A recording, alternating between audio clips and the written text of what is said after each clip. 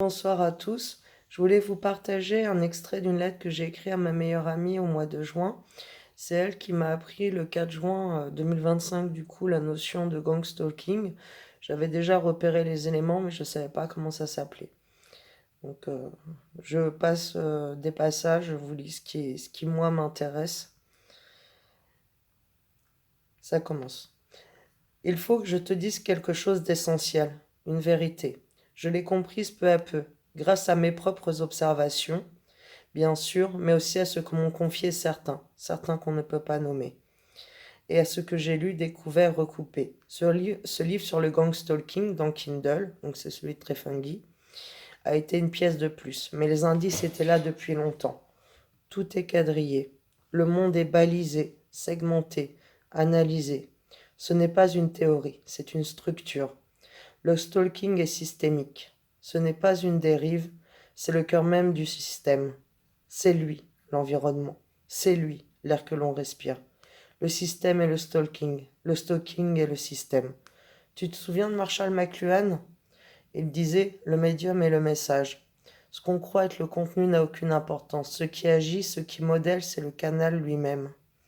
Et ce canal, aujourd'hui, c'est la surveillance. Invisible, froide, poreuse. Nous vivons dans un monde où l'observation est partout, mais non pour nous protéger, pour nous contenir. L'environnement est le médium, et le médium est le filet.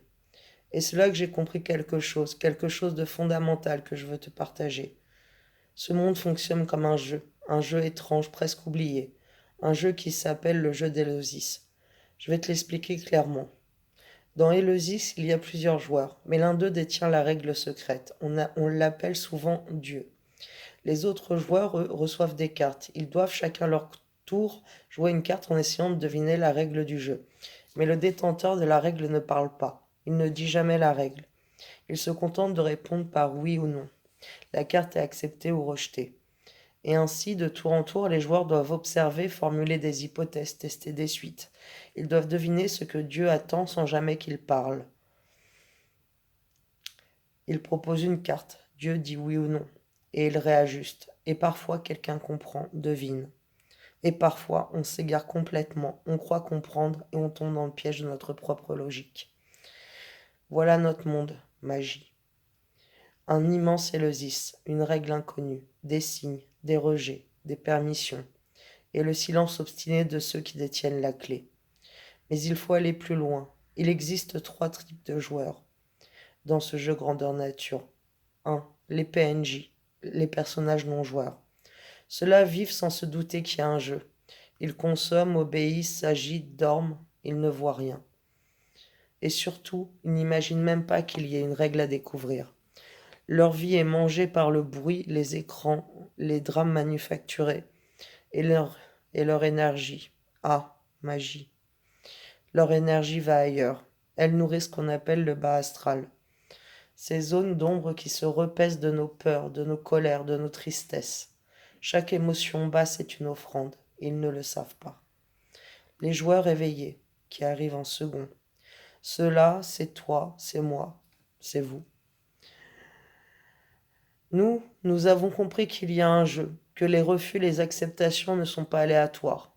Nous cherchons, nous testons, nous écoutons les signes, nous observons les comportements des autres. Mais nous ne connaissons pas encore toute la règle. Nous avançons à tâtons.